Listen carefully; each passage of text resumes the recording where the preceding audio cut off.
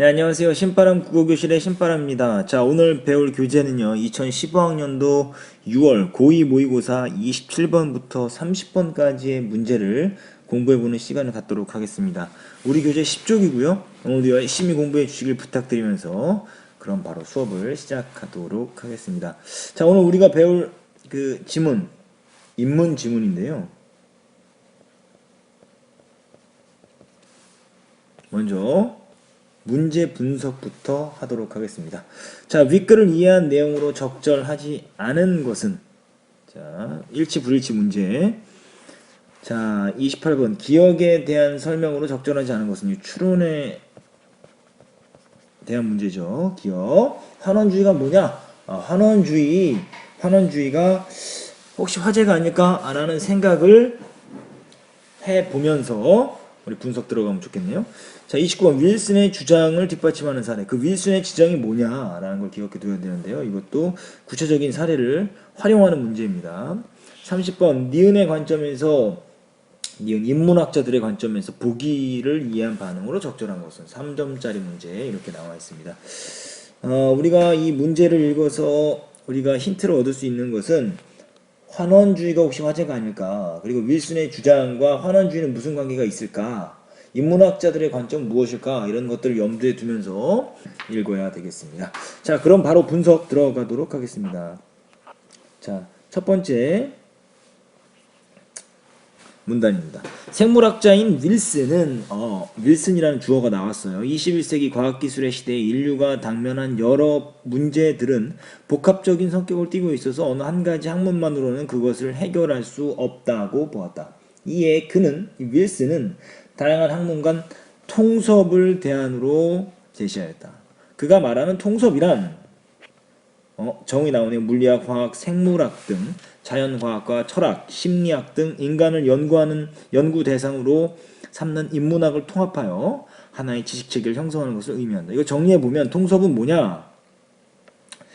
자연과학 그리고 인문학을 뭐해라? 통합해서 하나의 지식체계를 형성하자. 이것이 바로 통섭이다 라는 것에 통섭의 의미가 되겠습니다.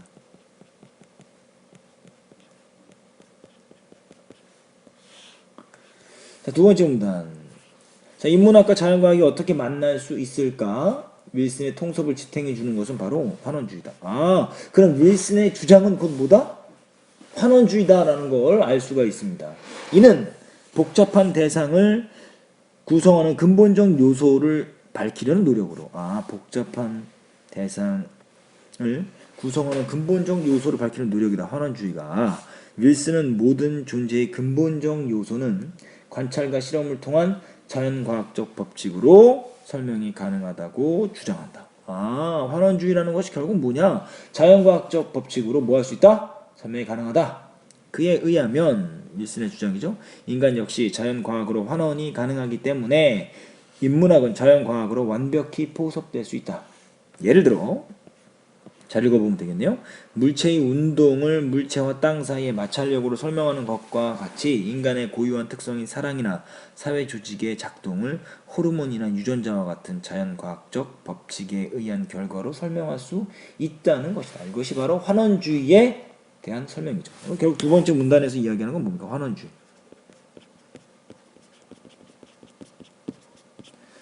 자연과학적 법칙으로 설명이 가능한 거구나. 세 번째 문단 가보죠. 이러한 윌슨의 주장은 많은 학자들의 관심을 끌었지만 하지만 동시에 인문학자들로부터 비판을 받기도 했다. 그러니까 인문학자들로 비판을 받기도 했다는 건 결국 환원주의를 주장한 윌슨과 인문학자들은 어떤 관계? 반대의 관계가 있다는 걸 기억해 두시면 되겠습니다. 그러니까 윌슨은 인문학도 자연과학에 포함해서 통섭을 만들 수 있고 환원주의는 인문학적인 것을 뭐 할 수 있다. 자연과학적 법칙으로 모두 다 설명할 수 있다. 이렇게 이야기하는 거죠. 그런데 인문학자들은 인문학의 대상과 자연과학의 대상은 동일하게 취급할 수 없음을 지적하며 통섭이 불가능함을 설명한다. 인문학자들의 뭐예요? 견해예요. 반박하는 거죠. 결국 통섭을. 인간은 자연물과 달리 자연과학적 법칙의 지배를 받기만 하는 존재가 아니라 동시에 어떤 의도와 목적을 가지고 선택하며 살아가는 존재이기 때문이다. 그러니까 그 통섭에 포섭될 수 없는 이유, 통섭이 불가능한 이유를 지금 뭐하고 있어요? 증명하고 이유. 통섭이 불가능한 이유. 예를 들어 X 표시하시고요. 물체의 낙하는 중력이라는 자연과학적 법칙으로 충분히 설명이 가능하지만 V 표시 번지 점프와 같은 인간의 낙하는 중력보다는 신체 단련이나 즐거움 등 개인의 특별한 목적이 더 중요한 원인으로 작용한다는 것이다. 그러니까 이 세 번째 문단의 중심 내용은 뭐냐? 인문학자들의 비판이 뭐에 대한? 통섭에 대한. 통섭에 대한 비판입니다. 네 번째 문단 가보도록 하죠. 다음으로 인문학자들은 인문학이 탐구하는 대상의 본질은 관찰과 실험을 통해 파악되는 객관적 실체가 아님을 지적한다. 인문학이 탐구하는 대상은 관찰과 실험을 통해 파악되는 객관적 실체가 아니다. 인간의 마음이나 정신은 물리적 현상처럼 객관적으로 관찰하기가 어렵고 객관적 실체가 아니다라는 거예요. 사람마다 다 다르기 때문이다. 따라서 자연과학의 대상 인식 방법인 관찰과 실험은 인문학에서는 대상의 본질을 연구하는 충분한 방법이 되지 못한다. 인문학자들은 관찰 주체가 지닌 관점에 따라 대상은 다르게, 관찰 주체가 지닌 관점에 따라 대상은 다르게 인식될 수 있으며 관찰자의 관점이 배제된 객관적 대상이란 존재하지 않는다고 본다. 다섯 번째 문장 가죠. 이처럼 자연과학과 명백한 경계선을 갖는 인문학적 관점이 윌슨의 생각처럼 자연과학으로 완전히 포섭되기는 어렵다는 것이 인문학자들의 주장이다. 현실의 문제 해결을 위한 인문학적 지식과 자연과학적 지식이 소통해야 한다는 윌슨의 지적에는 동의하지만 그 소통 방법이 통일된 지식체계를 세우는 것이라면 이는 불가능한 꿈에 지니지 않는다는 것이다. 이들은 학문 간의 균형 잡힌 시각이 필요함을 강조하면서 인문학의 고유한 정체성은 더욱 중시되어야 한다고 주장한다라고 하면서 결국 인문학자들의 주장을 이야기하고 있습니다.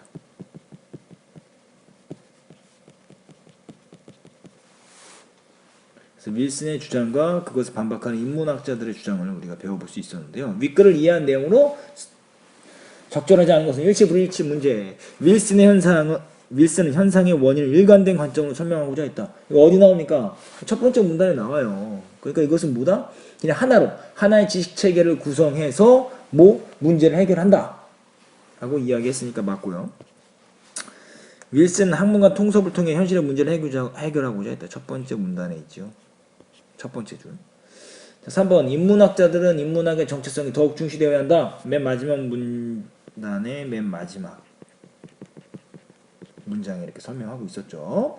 4번 인문학자들은 물체의 낙하와 인간의 낙하를 동일하게 설명하고자 한다.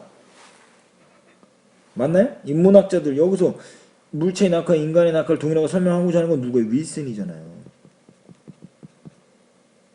그리고 세 번째 문단 보시죠. 밑에서 네 번째 찾았습니까? 물체의 낙하는 중력이라는 자연과학적 법칙으로 충분히 설명이 가능하지만 번지점프와 같은 인간의 낙하는 중력보다는 신체 단련이나 즐거움 등 개인의 특별한 목적이 더 중요한 원인으로 작용한다는 것이다. 그러니까 다르다라는 거예요. 4번이 틀린 거예요. 5번 어디 있습니까? 인문학자들은 인문학과 자연과학의 통섭은 실현 불가능하다고 전망한다. 다섯 번째 문단의 밑에서 네 번째 줄 읽어볼까요? 자, 윌슨의 지적에는 동의하지만 그 소통의 방법이 통일된 지식체계를 세우는 것이라면 이는 불가능한 꿈에 지나지 않는다는 것이다. 그러니까 나와 있죠. 정답은 4번이 됩니다. 28번 기억에 대한 설명으로 적절함. 환원주의 이건 뭐예요? 결국은 윌슨의 생각인 거죠. 환원주의에 대한 설명으로 적절한 것은 결국 이거예요. 인문학과 자연과학의 공통점을 밝혀내려는 이론. 공통점? 아니죠. 공통점을 이야기하는 게 아니잖아요. 하나를 묶어버리는 거잖아요. 존재하는 모든 것의 본질이 쉽게 변화한다? 근원은 같다. 틀렸죠? 대상을 추상적인 관념적인 말도 안 된다. 이건 오히려 인문학적 관점이죠. 모든 대상을 자연과학의 입장에서 그렇죠. 모든 대상 두 번째 문단의 네 번째 줄 관찰과 실험을 통한 자연과학적 법칙으로 설명이 가능하다. 4번이죠. 자연과학의 입장에서 동물과 구별되는 인간의 고유한 특성을 찾기 위한 방법이다. 이거는 뭡니까? 이건 우리가 인문학적 관점이죠. 정답은 4번이 되겠습니다. 29번 윌슨의 주장 다른 말로 뭐예요? 환원주의.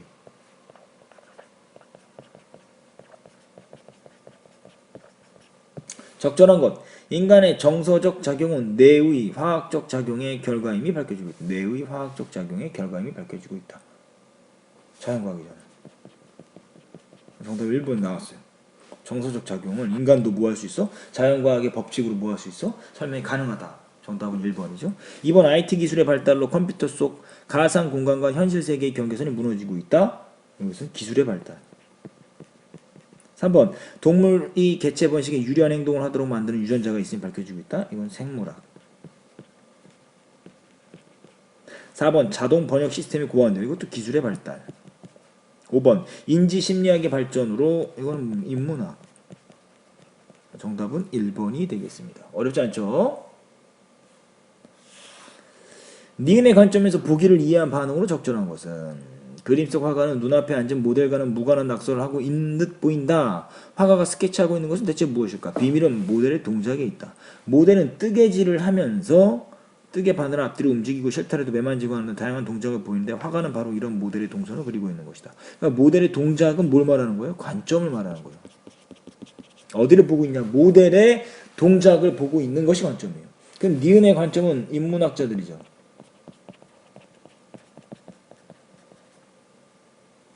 추론입니다. 어려운 문제예요.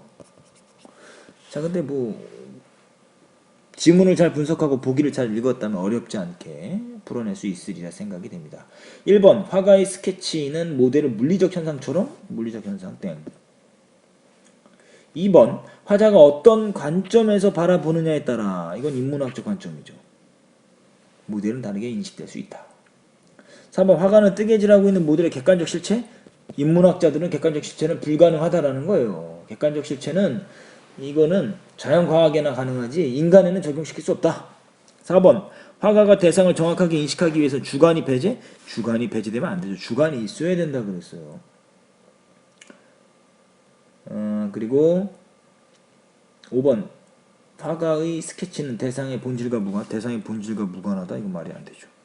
결국엔 네 번째 줄에 밑에 세 번째 줄 눈으로 따라 읽으세요. 인문학자들은 관찰 주체가 지닌 관점에 따라 대상은 다르게 인식될 수 있으며 관찰자의 관점이 배제된 객관적 대상이란 존재하지 않는다고 본다. 그러니까 정답은 2번이 쉽게 나옵니다.